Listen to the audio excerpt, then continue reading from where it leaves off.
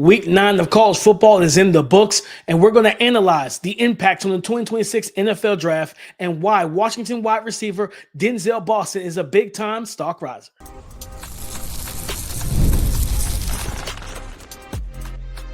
You are Locked On NFL Draft, your daily podcast covering the NFL Draft. Part of the Locked On Podcast Network, your team every day. Welcome back to the Locked On NFL Draft Podcast, your daily podcast covering your favorite draft prospects, part of the Locked On Podcast Network, your team every day. I'm your boy, Damian Parson. I'm an NFL draft analyst with Bleacher Report. That's my guy, Keith Sanchez. He's the director of scouting with the Draft Network and 2019 national champion with those LSU Tigers. And as always, thank you for making Locked On NFL Draft your first listen today and every day. Shout out for being our everydayers. Guys, it's Monday. Week 9 is all in the books, and that means we get to recap the action. Money makers, a.k.a. stock up, bag fumblers, stock down, and then those game ball players that balled out this week that Coach K and Coach DP have to highlight. But before we get into that, today's episode is brought to you by Game Time. Download the Game Time app, create an account, and use the code LOCKEDONNFL for $20 off your first purchase.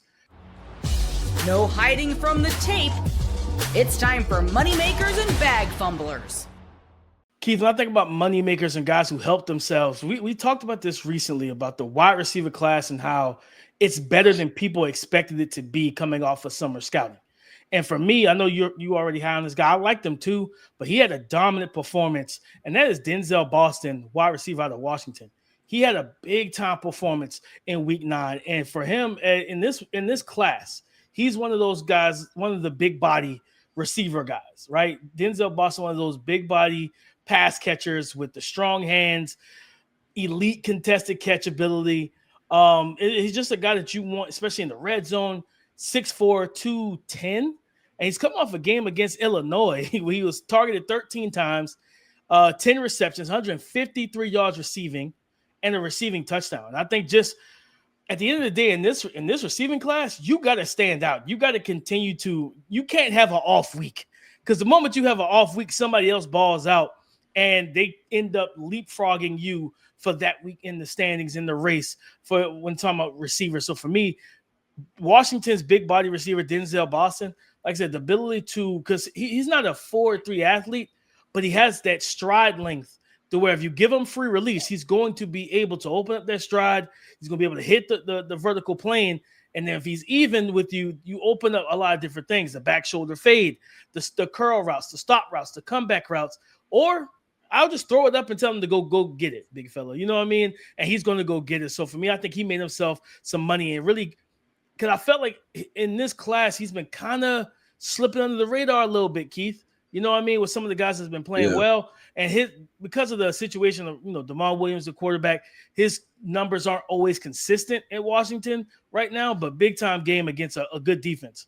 Yeah, I mean, and for all of those reasons is why I like Denzel Boston, right? I believe my last mock I put him in the first round, and I really believe he has the opportunity to be a first round prospect at the end of the day. I comped him, was that early on, right? I comped him not comped him saying that he plays like this guy, but Rome Odunze, right? Mm-hmm. And there are certain elements of his game that I actually like more than Rome Odunze. So it'll be interesting to see how this all unfolds. But like you said, we always know there's 2 seasons, right? There's the regular season, 3 seasons, regular season, postseason, and then there's draft season, right? To where These guys can separate themselves from their specific situations. DP, right on brand. I'm going to go with 2 wide receivers. And like you said, right, in this draft class, you have to kind of show up and start showing what you can do, because I'll say this, I think this wide receiver class is just as deep as how the running back class was last year, to where running back 25, I think that was Ja'Cory Croskin-Merritt, right, or something like that. I believe he's the last running back taken, is the starting running back for the Washington Commanders. I think there's that much depth at the wide receiver position in this class. So I'm going to go with 2 more guys. I'm going to go with one, Germie Bernard from Alabama. And the reason I'm going to go with him, DP, I don't see him as a 4.3 type of athlete. I just think he's a winner. And I think he gets the job done. I think he understands how to get the job done. He appears to be a wide receiver that's going to end up being a quarterback's best friend. And this past game, right, on Saturday, I believe he's floated somewhere around 50 yards receiving. But I mean, that was with a throw, DP, that if Ty Simpson hit the throw like he always hit it, I mean, you probably add on another 40, 50, 60 yards to his catching totals and probably another touchdown, right? So I look at Germie Bernard and I see, one, this guy just simply understands how to get the job done. I don't foresee him ever being like a top wide receiver prospect, or maybe he'll never finish top 5, top 10 in the NFL, but there's something to him just understanding how to play the wide receiver position and finding openings. And he appears to be, DP, especially when this Alabama team needed it, the leader of this wide receiver core. We all know the talent of Ryan Williams, but there have been peaks and valleys and consistencies and inconsistencies with him. He seemed like he's been the most consistent thing game in and game out, and I like the versatility that they use with him. The other guy I want to throw into the DP, because we talked about this, man, this might have been summer scouting when we said, oh man, there's a few guys that are kind of that 5'11" and under, shifty slot wide receivers. I have to throw in KC Concepcion. Making a big time touchdown, right, for Texas A&M. I think that was their first touchdown. I believe Marcel Reed scrambled and then found him in the end zone. But then I think it was their second. I think Marcel ran the first one. Oh yeah, he did. Yeah, I forgot about that one. That one was pretty bad. That one was pretty bad for you LSU type. That was the second one. I'm sorry. But then KC Concepcion, I think he accounted for the fourth one, right? The punt return, and that one. Talk about being timely. Talk about being clutch. That one, it almost broke the dam, right? And you're talking about Death Valley at night. That one kind of put it separated. And so he just showed that he's an ultimate playmaker. He can make plays for his team. And like I said, I don't know if this guy's a 4-3 or 4-4 guy, but he can play in the NFL and he can make plays. So those two guys, I think, are solidifying themselves as top 100 picks just because of the film that they'll put up. Yeah, I think that's what I love about the KC Concepcion thing, and even with to Germie Bernard, it's the versatility, the ways that they can make plays. Germie Bernard had the game-winning touchdown off of a rushing attempt. It was like a 34-yard rushing. Now, granted, to some context, the defensive player let him go because he was trying to let him score, whatever the case may be, because they were trying to get the ball back quickly from South Carolina. But still, yet he had almost 100 total yards from scrimmage and 2 touchdowns. Yeah, he does that often. It's not like that was a one-time thing where he lines them in the backfield. And to your point, I mean, same thing with KC Concepcion. You'll see him line up in the backfield also and provide some versatility. I tweeted out about KC during the game. Keith, he is what we wanted Luther Burton III to be last year. Like, I think they're similar builds, skill sets, everything else like that. But he's having I think he's probably having a more productive and consistent season where we, if Luther Burton had KC Concepcion's production last year or how it looks like on trend to end, he probably ends up as a first round pick. Remember, he was like in that battle with Ted McMillan for wide receiver one last summer. So I'm with you on KC Concepcion to be able to. He had to play against Mansour Delane, and I was intrigued to see how that matchup went. But I also thought about I was like, Texas A&M is not going to let Mansour just line up static and just press their receivers, whether it was Mario Craver or KC Concepcion. They're going to motion them, and that's what they did. He got in a motion into a little short motion to the slot, ran a whip route in some traffic, and was able to beat him and everything like that. But I was like, just the way he wins after the catch, multiplicity from a lineup standpoint, and then to be able to make that big punt return is like, at the end of the day, man, just get the ball to this kid and let him go make a play. And I know, listen, Marcel Reed's going to be there next year. Mario Craver's going to be there next year. KC Concepcion, I do not think it makes sense for you, if you continue to play well, to say, you know what? Let me go get this NIL back. No, brother, strike while the iron is hot. Go get that NFL money, because there's play calls in the league that will have a ball getting him, have a blast getting him the ball in space and dialing it up for him, Keith. And I got one other guy. And when I put this out, he's not making money for the draft this year. He's making money for the transfer portal. That is Drew Metzgermaker. Yeah, this kid against Charlotte, 75.5% completion percentage, 608 yards passing, 4 total touchdowns. He has been balling all season and everything. And I'm telling you right now, I believe it's North Texas that he's playing for. Yeah, go ahead and learn. Go ahead. What's the that mean? Go ahead and learn China, buddy. For the NFL, for the NBA players, go ahead and learn NIL and transfer portal. Drew, because somebody's going to open up the wallet and the bag, and some boosters are going to make sure you're at their favorite school next year. North Texas is not going to get it done. They're not going to have to be able to outbid some of these schools, some of these big time programs. Yeah, I mean Iowa. I'm just saying, y'all 4-2 or 5-2 right now. Whatever you are, you gotta win the record. I would say let's find out, get all the corn or whatever you sell in Iowa. Let's get the money together and go get Drew.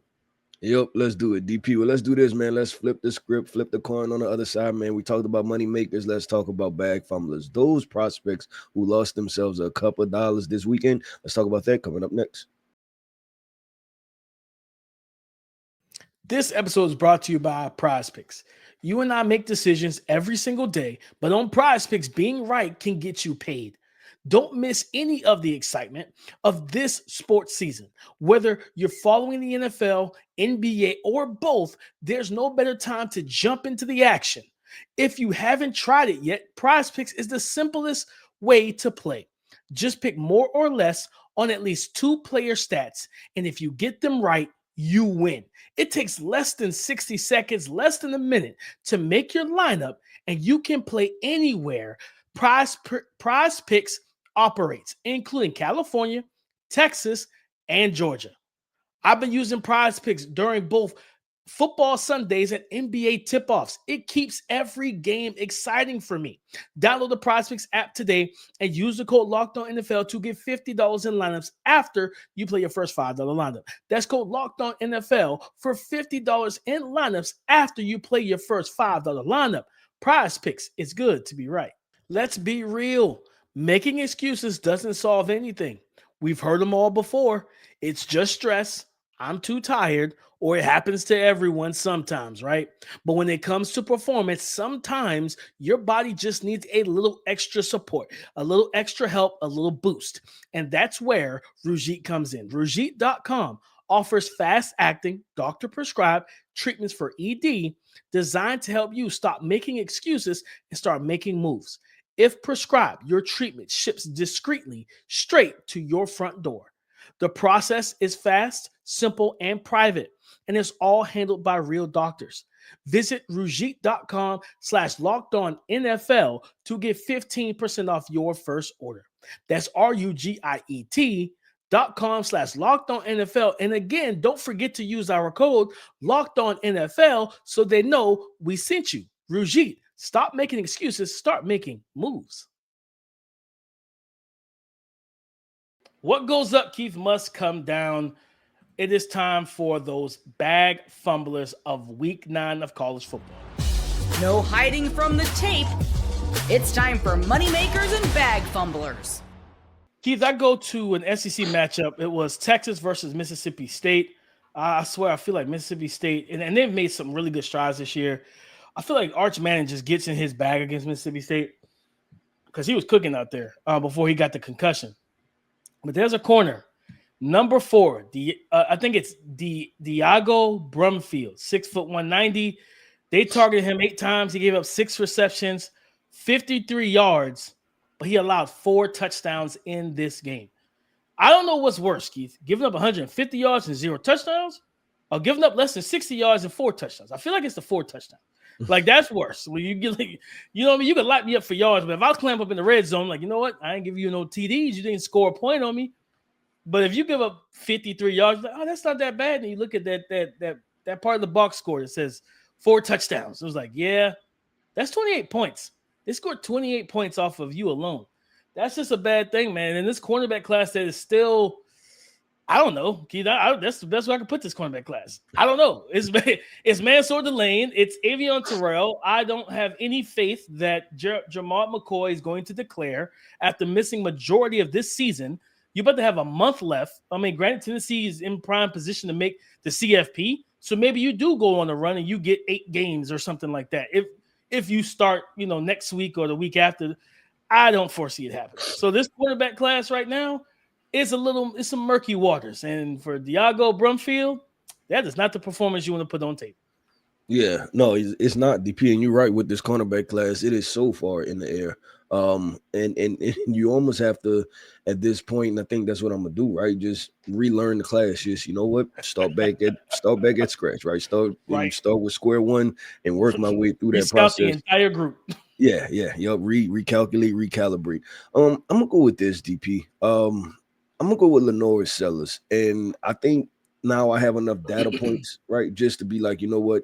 I think for him, it's a comeback next year type of situation, and I don't know if it's a comeback to South Carolina. It's not. It's not. I'll Um, tell you now, it's just not.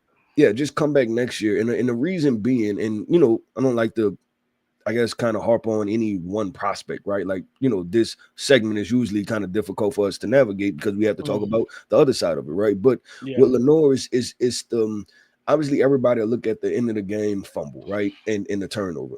And to me, obviously, it's like, how do you fumble the ball? But more than that, it's him coming back to go through the learning curves of the game. And I think that's what we want to see, right? And with him, because it's certain elements, DP, I think that you can become a game controller, meaning that you get to the point where you control the game, right? Like if you feel like, hey, my legs are working, let me continue to tote the rock and get these first downs. If these guys feel like they can't stop me, let me continue to go, right? It's just triggering different things at different moments to where you can take over the game and kind of understanding who you are as a quarterback too, right? Like I think that's the biggest part too of and I'm trying to give an example, right? Okay, we go to Cam Newton, right? Cam Newton, he leaned into the fact that he was 6'6", 240 pounds, right? And if he had to win the game by running the ball 20 times for 200 yards, he was going to do that, right? And in complimentary way, like you look at a Jalen Hurts, right? Jalen knows exactly who he is as a quarterback. He understands situations and goes from there. So with Lenora Sellers, I want him to kind of learn himself a little bit more, if that makes sense. Yeah, I mean, and I've been on board for him returning probably for the last month or so. I just don't. I'm gonna tell you what it reminds me of, Keith. It reminds me so much of Anthony Richardson, where you see the flashes, you see the playmaking ability, you see certain games where it's like, man, the passing ability is clicking, and then you see the moments where it's like, okay, I'm still a little raw, but then when you're in a bad situation, it makes you even more raw because you're put into bad spots. And like the interception, he goes through his progressions, the pocket's collapsing, he gets into the flats, the running back juggles the ball up into the air, and the defensive back takes it. And it's like, you know what I mean? Like at the end of the day, should Lenora Sellers feel down about that interception? No, because it's not your fault, but he's a human. So like you already know, like momentum swing, that probably mess with him mentally. It's the same thing of a player, right? I'm a Detroit Piston fan. Duncan Robinson, we got him in the free agency. His first game, he was like 0 of 7 from 3. Like, you know what I mean? I don't think he hit anything. And you could tell his body language after every single miss, it got worse. He was like, dang. Then the next night we beat the Rockets, or the next game we beat the Rockets, and he's like 4 of 8. You know what I mean? So it's just about watching the ball go in the bucket. It's the same thing, getting easy completions.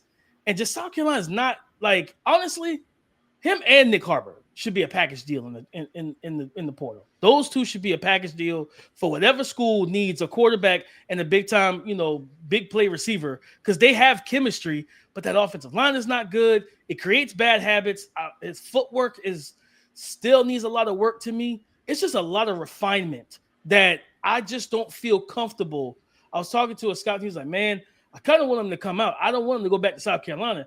And I just was like, we was texting. I was like, I don't want him to come out. I was like, I've watched the NFL screw this up too many times with this type of player. Yeah, and I'm going to say this. I'm going to jump in and say this, DP, that we've learned time and time again that the NFL is not a place where you go to learn yourself. You better be ultimately confident in your ability when you enter the draft, right? Because they are not giving you therapy on self-confidence, right? And you look at the state of the NFL right now with the reclamation projects of Daniel Jones and Baker Mayfield and Sam Darnold. And yeah, all of these guys, these were guys that were talented, but they had learning curves, went to horrible situations, right? And then didn't play well. And I just don't want to see that. And then also, I will use the Anthony Richardson example in this case, is that Anthony Richardson had a learning curve, right? But his learning curve was put out in front of the national media. You see what I'm saying? And you don't want that to happen for a prospect to where he's going through the learning curves of how, certain things to do and not to do in front of everybody. Because make one wrong mistake, like, and we could look back on this and reflect on this from, last year. Anthony Richardson would tapping himself on the helmet. Unfortunately, that's going to be part of his resume forever. Right, like that's just it's going to be a memorable moment for him, and I don't want Lenora Sellers to have the same thing. And it could be a year, it could be 2 years, whatever it may be. Just hit that learning curve, and I think for him, like I said, more than a bag fumble, because you talked about our guy, what is it, Westermaker, from North Texas. He got some money in the transfer portal. I think that Lenora Sellers would get some money in the transfer portal one way or another. So it's not necessarily a bag fumble; it's a bag fumble in context of maybe not the draft this year. No, 100%. Like you're not gonna. Yes, you'll get paid, and somebody will still buy in on the traits. But at the same time, like I think, and I talked about it on Friday's show, Keith. I don't know if you saw the quote from Drew Brees about he was on ESPN. He said, "Listen, we basically talk about how the NFL screws up developing quarterbacks. He's like, you need 50 high quality starts to know whether or not that player is who that player is supposed to be between college and the NFL." And he was like, you don't know after 1 year or 2 years or whether or not this kid is fully developed. He said, you don't know until year 3 or 4 in the NFL. He said, Cam Newton jumped in, like he broke down his pod. The NFL fan base and the NFL front offices are so impatient that they don't even give it to year 3 or 4 to truly, you know what I mean? So that's the issue. So you look at that. So 17 game season, and let's assume you're going to a bad franchise, right? Because you're a top 10 pick. So you're not making the playoffs. So let's just account 17, then you double that, 34, triple that, you get the 51. So you almost need 3 full seasons before you know. But teams aren't getting that, right? Like you're usually the quarterback usually getting 2 years, and midway through that third year is probably getting yanked, if not before. And you also have to be aware of what I believe will be a new trend of is stacking these veteran quarterbacks that had high upside, right? Behind these young quarterbacks, meaning, the guy, the Baker Mayfields, the Daniel Jones, the guys who didn't play well, like, let's just go ahead and put them on a team. Because you look at the Minnesota Vikings, they had Daniel Jones, Sam Darnold. I'm trying to think, they had 3 guys, JJ McCarthy. Yeah, so they had Daniel Jones and Sam Darnold sitting behind, sitting with JJ McCarthy, right? So you look at that situation. So it's definitely a lot, and it's something for us to pay attention to throughout this process. But DP, let's keep this thing going, man. Let's put the hat on, put the whistle, hop in the locker room, and hand out the game balls. The draft prospect that did the most, played the most, that directly tied to their team having success. We're going to talk about that coming up next. The NFL season is back and in full swing. And honestly, there's nothing better than being in the stadium surrounded by fans cheering on your favorite team. But let's be honest, getting tickets can be a hassle. Between queues, login screens, and prices jumping at checkout, it is frustrating. And that's why I use Game Time, the app that gives the advantage back to the fans. Game Time is fast, easy, and backed by the Game Time guarantee. You'll always get 100% authentic tickets delivered on time and at the best prices. Plus, all fees are already included. So the price you see is the price you pay. The app made it super simple. I could even see the exact view from my seat before I bought or purchased my ticket. So download the Game Time app, create an account, and use the code LOCKEDONNFL for $20 off your first purchase. Terms apply. Again, that's promo code LOCKEDONNFL for $20 off. Swipe, tap, ticket, go. Download Game Time today. Today's episode is brought to you by FanDuel, America's #1 sportsbook. The NBA is back, and there's no better place to get in on the action than FanDuel, the official sports betting partner of the NBA. Even if you miss the start of the game or want to ride the hot hand, FanDuel has live bets on everything from who will score next to fourth quarter comebacks. Plus, you can even combine your live bets into a same game parlay for a shot at a bigger payout. It keeps every game exciting, especially when your team's making that late game push. So right now, FanDuel is giving new customers $300 back in bonus bets when your first $5 bet wins. Again, that's $300 back in bonus bets when your first $5 bet wins. So head to FanDuel.com to sign up and play your game with FanDuel, the official sports betting partner of the NBA. Thank you for making Locked On NFL Draft your first listen today and everyday shot, for being our everydayers. It's time for the game ball. I'm calling game. Coach K, I'm walking into an undefeated locker room right now, and this guy honestly might be. He should be one of the high contenders for the Heisman, and that is Georgia Haynes King. I know we typically talk about quarterbacks on Tomorrow Show, but this dude is like, against Syracuse and like 41-16, he was 25 of 31, 304 yards passing, 80.5 completion percentage, 3 passing touchdowns. Then he added 12 carries for 91 yards and 2 more rushing touchdowns. He's balling right now. He's just at 6'3", 215. And for those who don't know, like, he started his career out at Texas A&M. He spent 3 years there, but and everything. And it wasn't a great 3 years, right? Like, it wasn't a great 3 years at all. And then he goes to Georgia Tech in 2023. And he's been playing well ever since. And right now, I think you just look at a guy that is going to do whatever it takes for his team to win, right? And I think, for example, Keith, you look at the Giants and how Jackson Dart is winning and playing. Jackson Dart isn't sitting back and surgically dissecting NFL defenses. Jackson Dart is running. Like, he is running the football. It's crazy how we frown upon it for some people when they run. Like, you know what I mean? It's, you got to be quarterback. But he's running the ball. He's doing all the things he needs to do. I can see Haynes King doing the exact same thing, using his legs, making his legs an equalizer, just extending plays and still having the difference between Haynes King. I remember in the summer we compared Haynes King to Riley Leonard. The difference for me is that I think he has much more arm talent than Riley has. Riley, he didn't have the arm to drive the ball as consistently as I see with Haynes King. Now it's just all about let's see how far this thing goes, because right now Haynes King is balling, man. I got to give him the game ball. He had one of the best performances from any player in Week 9 of college football. Yeah, I like that, DP. I'm going to go with Texas A&M, another undefeated team, and I'm going to go with their edge rusher, Cassius Howell. I could have put him in the first segment, but I wanted to save it to give him the game ball to really feature him. There was probably not a prospect that made more money this weekend than him, in my opinion. And I am aggressive enough to say that I wouldn't be surprised if he's a top 10 pick at this point. From what he was able to do, from looking at the rest of this edge rusher class, right? Like if you compare him to a TJ Parker, I would probably lean Cassius Howell at this point, right? And him to Mateo Ugalele and things like that. I'm leaning Cassius Howell. And I'll say this, I said it again. I said it first, I'll say it again. If Shamar Stu is able to go in the top 20, I think this guy should easily be a top 15 pick in this draft class, keeping up the numbers and the consistency. I think he's over 10 sacks now for the season.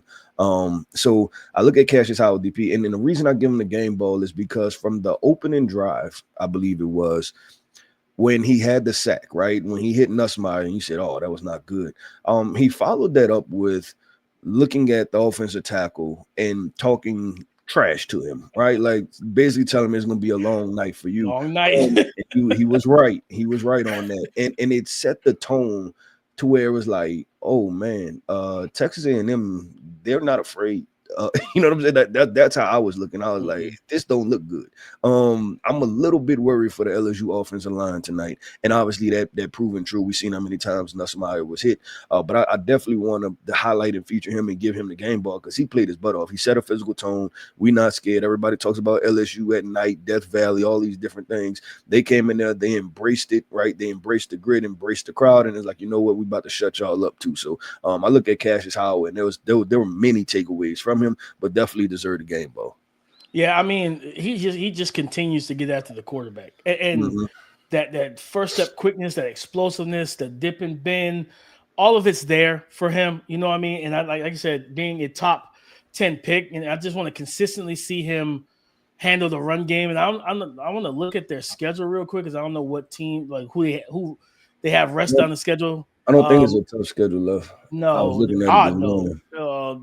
They go to Missouri. Well, that's one of those offenses. Well, no, Bo Because Pagula Missouri dislocated they just lost his ankle. So Hardy, the running back, it might be tough sledding for you, dog, because you ain't got nobody. You know, you don't have a threat back there with you. So they go on the road to Missouri next week. I believe next weekend or the week after. I believe then they got a bye week and then they go to Missouri. Then they have South Carolina, Samford, and then they close the season out on the road at Texas. Texas offensive line has not played great this year either, whether it's protecting whoever's at quarterback or running the ball. So, this team might end up going undefeated, Keith, and they're in the SEC championship game, and then you're facing potentially a Bama, a Georgia, and that's when, like, that game for me is like, okay, Cassius, how are you going to handle a team that will be balanced, try and give you a 60-40 run-pass split to be able to stay controlled, set hard edges, things like that. But the way he's playing right now, like it's hard to take another edge rusher outside of a Ruben Bain over him right now, as he's playing like a man on a mission to be selected top 10, but also to wreck your game plan each and every week. So shout out to Cassius Howell. He earned the game ball for sure. Yep, 100% with DP. That wraps up another episode, man, of the Locked On NFL Draft Podcast. I want to end this podcast off by saying shout out to our everydayers. Thank you for tapping in with us each and every single day. Every listen is greatly appreciated here over at Locked On NFL Draft. I am Keith Sanchez. You can find me on X at The Talent Code. That right there is my guy, my co-host, Mr. Damian Parson. You can find him on X at DP_NFL. And like we like to say, man, y'all come talk to us because we like to talk back. Go subscribe and follow for free on YouTube, wherever you listen to podcasts, to get the latest episode as soon as it is available. On tomorrow's show, we're talking all things quarterbacks of the week, those stock rising quarterback performances, and those stock falling quarterback performances on tomorrow's show. So come and join the conversation again tomorrow on the Locked On Podcast Network, your team every day.